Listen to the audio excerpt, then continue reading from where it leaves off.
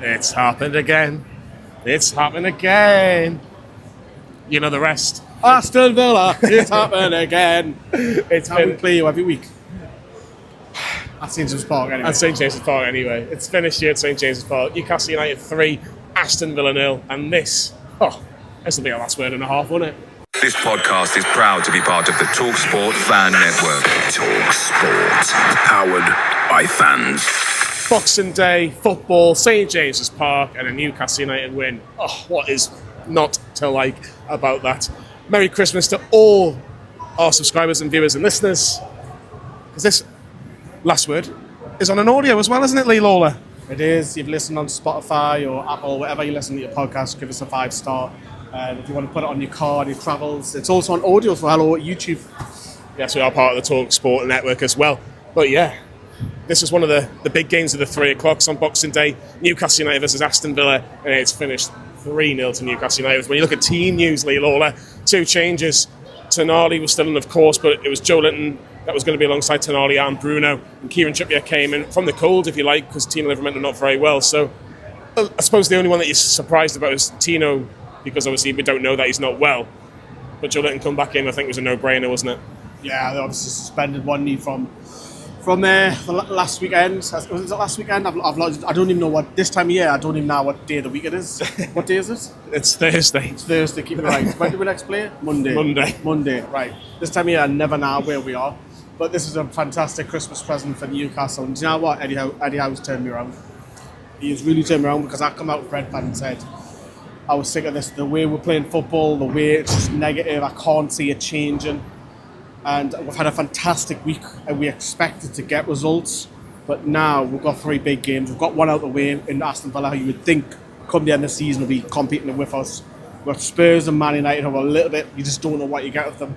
Jekyll and Hyde, he's pulled me back round again. I'm pleased he has. But what do you make of the changes? Because obviously, that's all right. Because Joelinton and Trippier, it's look stellar players coming into no problems replace. with Trippier come back in. I've actually wanted him to come back in, but these games where you've got one every 4 or 5 games, I think you'll probably see.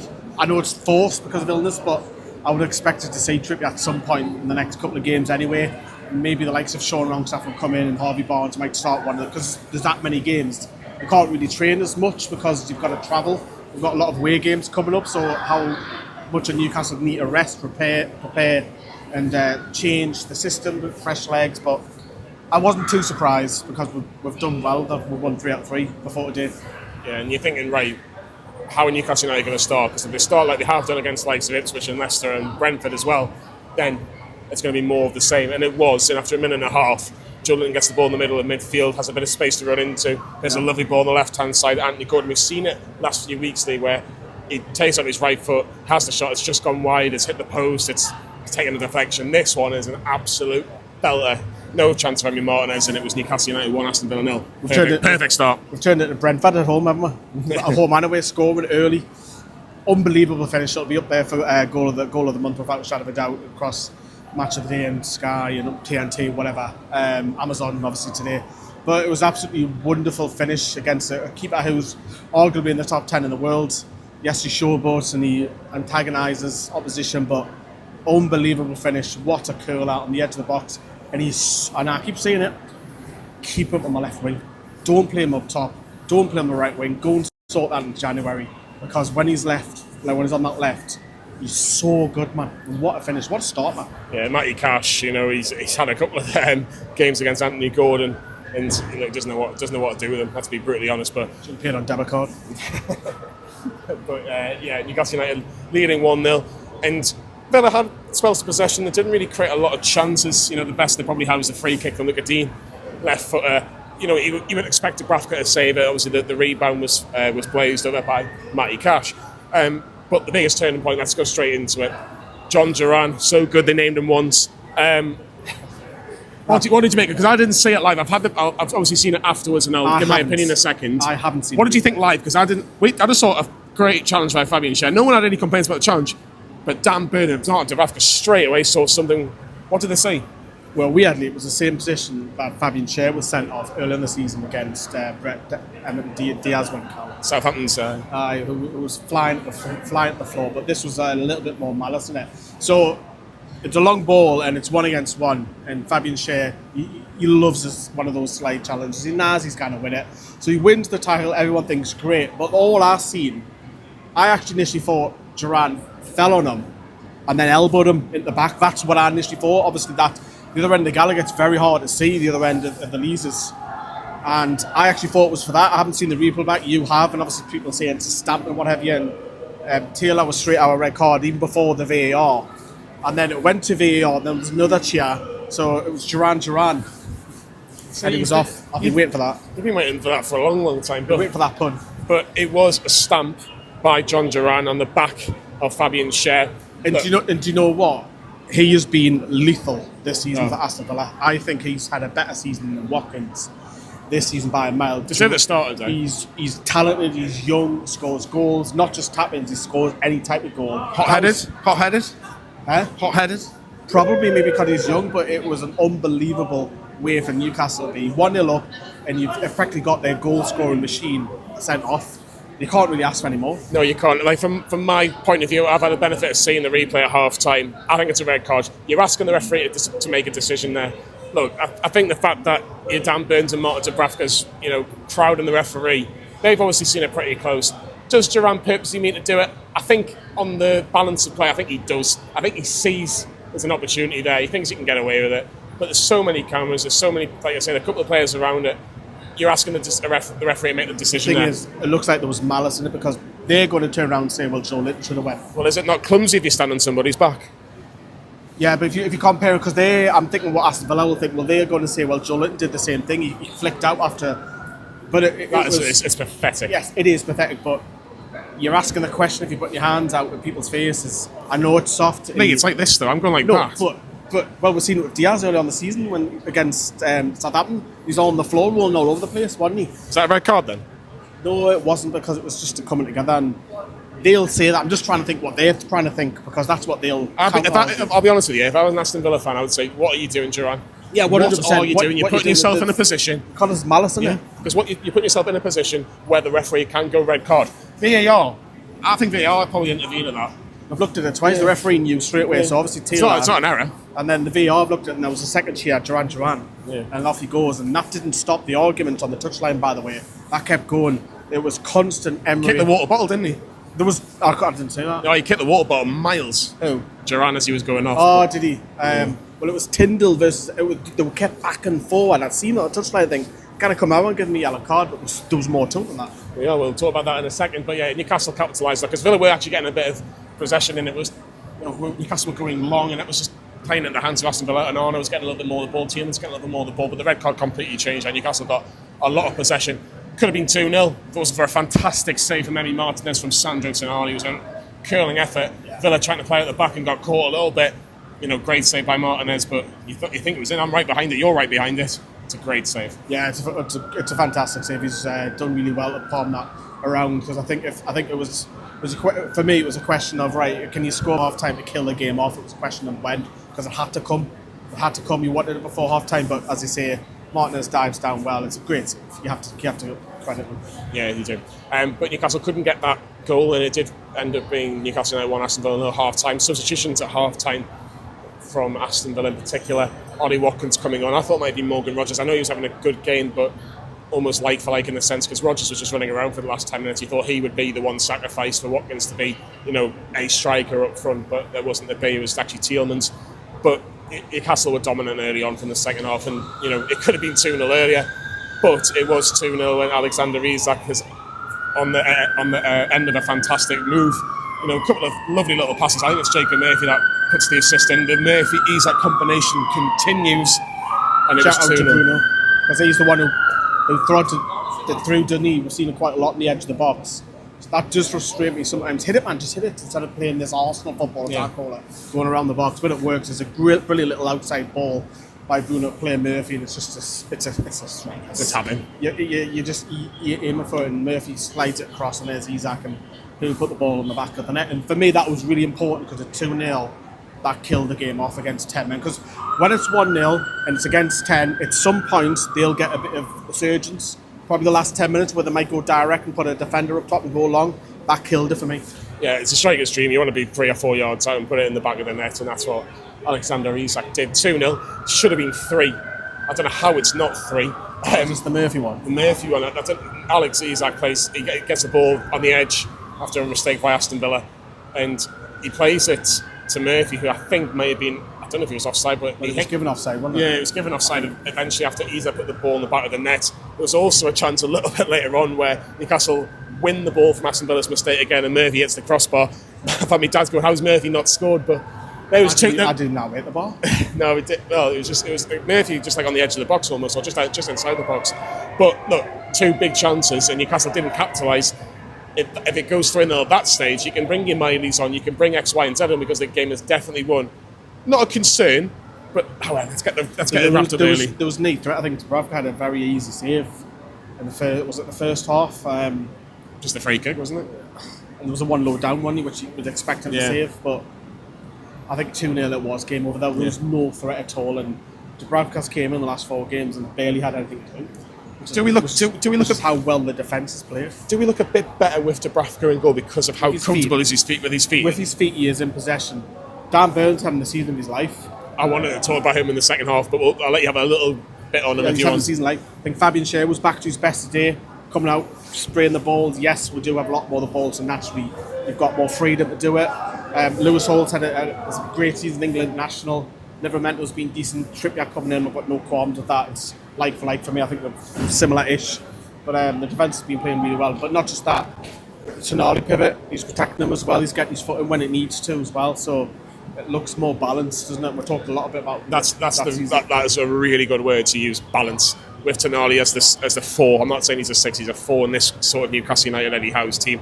With your Bruno and Joelinton being an 8, and Joelinton had an absolute storm as well today. I have to add, but it just looked, the balance on the team is just so much better. Villa did actually have an opportunity of Newcastle's making, where Lugadinha has a cross which Fabian Schär gets on the end of, hits the outside of the post and goes out for a corner. But that was probably the closest Aston Villa came in the second half, if we're being really, really honest. Newcastle made changes, but a player that didn't get subbed scored. Joelinton, again, another mistake from Aston Villa. I know Aston Villa fans probably not want me saying this, but Joelinton gets the ball, right foot, no chance for Martinez. 3-0, 91st minute. Thank you very much. Hope you enjoyed your day out, Aston Villa fans. Yeah, and you need to score more often, I think, Joelinton, because he did last season. So you would have been buzzing to score their top corner, 3-0, celebrating in that corner by the Lees. Is just an easy afternoon. He was brilliant. He was a Colossus. Good to see him back. The midfield have got plenty of options, especially with Miley gradually getting introduced slowly. But 3-0, there's so many plaudits to come from today, and now the red cards is probably massively helped, but I still think Newcastle would have won today. I don't think it would have been as comfortable, but I still think Newcastle still fancied them. They haven't won since Shearer and Boyer had a fight. Back in the Boyer and Dyer, not Shearer. Shearer separated. No, it's Gareth Barry separated. Yeah. It was Boyer and Dyer, and then obviously just there in the press room, Souness made them shake hands, wasn't it? Yeah, that's what he was like. Yeah, well, there you go. Bless her, she's no longer with us. Kathy, the tea lady, comes in, hasn't got a clue what's happened. Would you like a pint of this, or cup of tea, or whatever it was? And the whole room just laughs. But anyways, I know I'm going on a tangent. Just before we go on a bit more on what Eddie Howe will say to the press after the game, Bruno Guimaraes scored. How did he score? Because I'm from me and you and the Gallagher.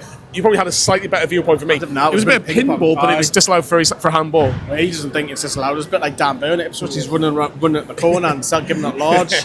That's a horrible thing about VAR, doesn't it? Because you get called back and you look a bit of an idiot, don't you? And that's probably why it's a great finish. Some footballers probably don't celebrate the goal fully because the VAR's in the back of the mind. But I had a inkling it was offside. That's why I was like, kind of be pulled back this, and it was. And I haven't seen it back, but who cares? We don't have to talk about it for once VAR, even though they chalked 2 goals off. Yeah, well, Eddie Howe has a fantastic record against Aston Villa. 5 wins out of 6 matches since he's been at Newcastle United. Eddie, tell us a little bit about that. Brilliant goal from Anthony. I mean, he's capable of that. It was great to see it go in. He's been practicing his finishing. I don't know whether he was saying in the interview, he's been working hard in that respect. He wants goals. So it was a great goal for us. Yeah, some of the interplay around their box in the second half, yes, we had 11v10, but it was very good. Very pleased with the second goal. It was very important we got it in the game. We know the game was never dead at 1-0. I thought we showed some good team characteristics today. I thought we were patient with the ball. I thought we managed the situation of the game really well. I'm delighted with the win. Well, I think if you can strengthen, of course, that would be our preference. Yeah. I think you can never stand still in the game. The game moves and evolves so quickly that we want to stay right at the top of that evolving feeling, but can only do it if we can do it, and if we can't, that's where we need to respect the players that we do have and get the very best out of the squad, which I think we're currently doing. Well, they play their way and they're very, very good at what they do. Now it's more difficult with 10 than it is with 11, of course, but I fully respect how they approached the game and how they kept going at us. It was never comfortable until we got that second goal, and that's credit to their qualities. Good evening. Newcastle United are on fire right now, but a man that's really on fire is Dan Burn at this moment in time. We talked a little bit in the first part of the last word, who is probably a bit of an unsung hero at the minute, is Dan Burn, but it's just stellar performance. And at the minute, we don't need a Botman at this moment in time, which it'd be lovely to have him there as another fantastic option. But Dan Burn read everything today, didn't he? It would have been interesting. Duran stayed on the full 90. The difference, if he would have handled them, so it would have been a good tussle, that. But I think he has to play out his skin because he knows that Sven Botman will play a couple more in the 21 games, and maybe the Bromley FA Cup one is probably the one to shoe him in. But Dan Burn's been unbelievable, and it's a kind of similar question we had when Lascelles were playing really well at the same time. Lascelles didn't deserve. If you remember back, when was it? 18 months or so, a year back, whenever it was. Both me and 40 were saying at the time, shout out 40. Can't drop Lascelles, who's playing so well. I think it's the same with Dan Burn. I think Botman can't just walk straight in, because what does that send a message to the rest of the back line? It doesn't send the right message. I think the beauty of it is, though, Lee, is when Botman is back and ready and we're not having to rush him just yet. Maybe that Bromley FA Cup game might be on the bench as Spurs, who knows? You know, if he's ready to be on the bench. But it's nice to have those options there. And look, Dan Burn has been absolutely outstanding. I think the one thing I will say is that, you know, he's a lot more, again, we mentioned the word balance, he's a lot more balanced from him as a left centre back. When you've got a Lewis Hall and a Fabian Schär, it just looks so much better. And Dan Burn's had good games at left back for Newcastle. He's had good games at left centre back, but at left centre back, he's just so much better. True, and we've got a bit of a problem with that first leg because we're going to have to play one on the left side of the centre backs at right centre back because of Fabian Schär being missing. So maybe that's Lloyd Kelly. I don't know, but because I don't think Kraft's going to be ready either. So he is back running. You know, we'll see. It's got its only next week, isn't it? The back end of next week. Yeah. Well, it's 10 days. Week on Tuesday. Like as I say, I've lost count what day it is, man. But that is a problem. But Dan Burn's been brilliant, and so is Lewis Hall, and the link up that they've got, young and old, experience and inexperience. It's fantastic. It's working, and obviously now we've got a bit of protection. It looks like. I know Spurs and Man United will probably give us a little bit. Like, again, you don't know what you get with them, so you would think a little bit more attacking threat will come from one of those, especially Spurs. Because they're a bit Kamazaki at the minute, don't know what's going to happen. But we'll score 3, we'll score 4. It's like that, isn't it? Yeah. But it's good form. It's good. It's a nice Christmas present. Another 3 points, and the table is looking really, really healthy for a change. We'll talk about the table in a second, but I want to touch again about Sandro Tonali. It's just like, I know they were down to 10 men, Aston Villa, but I don't think he was as good as what he was at Ipswich. No, but I just thought the balance. You talk about balance, yeah. It's so comfortably. Yeah, a couple of times you give the ball away, trying to do first time passes. Sometimes you just don't need to do that. Just take a touch, then spin, and then look. Doesn't have to first time it straight away, but he's got that technical ability to do that. Don't get me wrong, but he was absolutely fantastic. It would just look easier around him. For me, it has to be now built around him there. Bruno up the right, Joelinton / Willock, whoever you want to play there. I know Joelinton will probably move over to the left again later on the season at some point. But it just looks easy, and will look a lot more. We're going backwards and forwards, and people are going to say, but look who we've beat. But look, we beat Aston Villa today. They're going to be somewhere thereabouts. They'll be there or thereabouts. Beat Bayern Munich, man, for God's sake. They're going to be there or thereabouts later in the season. And then I think the teams that we're playing are stuff at our Sterner test, but I think they're all similar in Newcastle. Whereas Spurs, Man United, Villa and us, we're all had in different seasons. We're all like this. We're all a bit ping pong at the minute.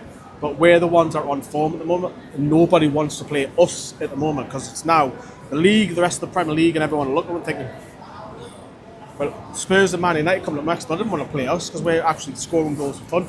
Can we do it now? Because we've got 3 really tough away trips. Can we play at this sort of intensity? Can we nick a goal or 2 and win one of those? Because I think the next 2 games, if we can get 4 points, Newcastle are back in the Champions League hunt. Well, this is the Premier League table as we are recording. It actually won't even make a difference because the 2 late games don't really affect Newcastle in that respect of things. But Newcastle United are 5th. You can see that on your screen right now. It looks a lot better. it looks so much better. Yes, it's still very, very congested in that table, but Chelsea losing at home to Fulham is a bit weird because Fulham are kind of going to be there or thereabouts with that. Brighton and Brentford play tomorrow. Forest lost. Forest beat Spurs. He's back again. Well, I'm going to tell you one little thing. We're stuffed the turkey and we're stuffed Aston Villa. Good night. Happy New Year to everybody. Merry Christmas. So we'll meet you next time. Yeah, he's going to be back here next week. I'll see you at the Bromley game in the FA Cup.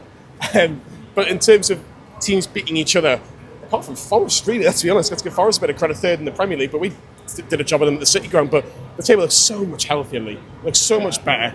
And Newcastle now fifth in the table. You know, are we back in the Champions League race? I think if we get 4 points in the next 2, ideally you want to beat. Who do you want to beat? Because Spurs won 3-4 again. I think Man United next.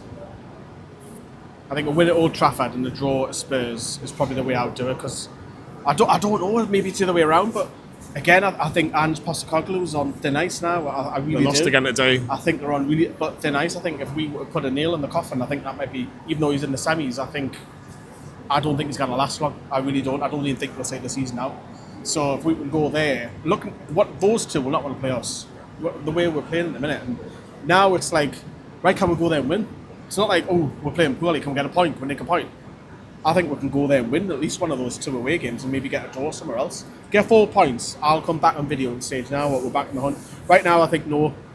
I think it's so congested. I think it's very, very tight. But the way we've turned it around and Eddie Howe, fair play, because I was after Brentford, you know, fine. Well, I was like, because the question I was going to ask you about Eddie Howe is, it's 4 wins in a row in 2 different competitions. What has he done subtly? I know the 2 teams that we've beaten first, as in the Premier League, Leicester and Ipswich, we should be beating them home and away in terms of the 2 games. But what's he done? Tonali, what's he done? First of all, in that midfield, that pivot, I think that works. It seems to be working fantastically. Gordon's staying on the left. He's found Murphy, who's in a rich vein of form. That is a problem probably for long term. Short term, he's on fire at the moment. Not as good as today, but overall, the last 4 games, he's found a right winger who's scoring. Can you then, when he drops out, do you have another one ready? No is the answer. I think that's where you need to go in the transfer market and spend there. But Isak scoring goals, which is brilliant. But what happens if he gets injured? You know, do you put Gordon back on top with Wilson? You've got to look at January, Johnny, and think, right, we're winning, but strengthen whilst we're winning, not the other way around, don't wing. And then Eddie Howe's come out and it's a tactical ploy. What he said to Gary Lineker, match of the day, he's only working with the squad. I'm not having none of that. He's not. He's playing a bluff. We are going to strengthen at some point in January. We'll have to. We can't go 3 windows without strengthening because he wants to strengthen, the fans want to strengthen, and Darren Eales has said that they want European football. You can't have the same squad for 3 transfer windows. It'll be very, very interesting. Final question. I'll tell you what, I'll start off. I don't know who it is. I'll give you a bit of time. Man of the match tonight, I'm going to go for today. I thought Tonali was fantastic. I thought Bruno was immense. I thought Isak, obviously, he was going to score, but I thought he was a threat all afternoon. Oh, it's a tough one. Anyways, I'm going to give it to Dan Burn. Watkins, Duran didn't really put a foot wrong. So many times, you know, he just, like I said, his biggest strength, Dan Burn, is reading the game so well. Everyone will talk about the attacking talent and fair play. You can tell me why I'm wrong in the comments, and I'll not disagree with you. I'm never right. But Dan Burn today did not put a foot wrong. There's so many 9s there, comfortable 9s. You're probably talking 8, 9, 10 players have all got 9 out of 10s today, so it's very difficult. And just close your eyes and there you go, he's man of the match. I think that's how. Who is it? I wouldn't disagree with Dan Burn. I don't think there's anyone better than Dan Burn, so maybe I'll just share it with you and go with Dan Burn. But there's loads that you mentioned, like I think Fabian Schär was back. Joelinton as well. Joelinton, Bruno, Gordon on that left, Isak scoring a goal. Murphy, give Murphy credit. I don't think he's a 9. No, but you still got to give him credit for his I think you do. I think you've got to give. Trippier was decent. I can go for him. Dubravka was probably the worst rated because he had an update. He's probably a 7. The rest are all 9s, you know what I mean? He was enjoying his turkey sandwiches, wasn't he? He's had a nice Christmas. He's come in and kept loads of clean sheets. But I'll go Dan Burn. Why not? Why not? Tell us who you think man of the match was this afternoon, because, you know, mainly I'm always wrong. Tell us who was your man of the match. Make sure you like and subscribe to Newcastle Fans TV. It's Manchester United next at Old Trafford on Monday night, Monday the 30th of December. Lee, write that down in your diary. I've lost the track. Monday. I don't even know when I'm next at work, man. I've got to think, when am I next at work? Monday the 30th of December, 8 o'clock at Old Trafford, Man United. The roof's leaking. Hopefully the defence is leaking. Press conference is leaking as well. Did you see that? Oh, it's ridiculous, isn't it? But yeah, I think, do you know what? I'm going to go for a few drinks. He's going to go and see your family. You're going to go and see your family, aren't you? Tonight I am. So yeah, so you, Merry Christmas and Happy New Year. And edit this video. And edit. Merry Christmas, Happy New Year to all the Newcastle United fans out there. Make sure you have a great time tonight and for the rest of the festivities. But yeah, make sure you celebrate 3 points for Newcastle United after a 3-goal win against them lot who have to make the long trip back. Like and subscribe to Newcastle Fans TV, and we'll see you all very soon. This podcast is proud to be part of the TalkSport Fan Network. TalkSport. Powered by fans.